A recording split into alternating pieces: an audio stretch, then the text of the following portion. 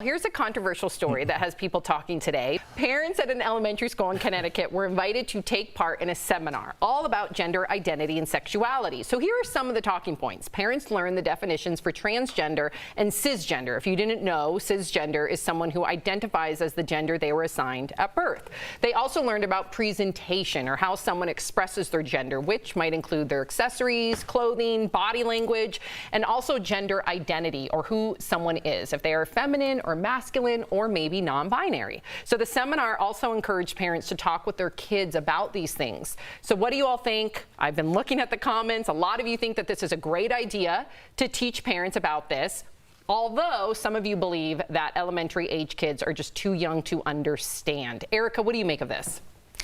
I like how it's always they're too young to understand when it comes to teachable moments and, you know, other humans that live on this planet amongst us. Or they themselves, right?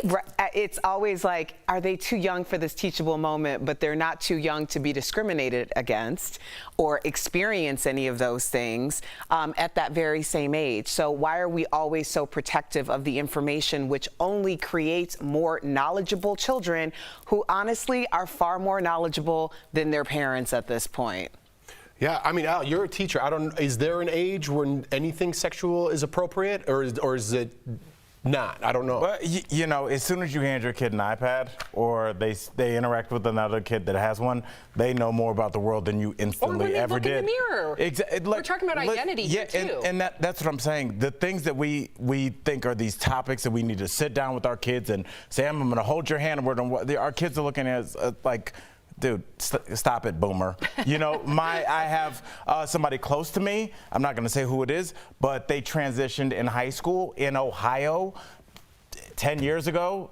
There was no incident. Talk, yeah. They do not care. My daughter, who I dropped off at the airport this morning to go see her grandparents, does not care. So they've been, the internet made the world very large to them, but also very small at the same time. So, I just think education, to Erica's point, is key. The more we can evolve and learn about things, we're not going to know it all as we age. So that's why you have to take, like, refresher courses, if you will, or things to educate you so you can be more empathetic, right? So Sam, don't forget, when do we teach kids languages?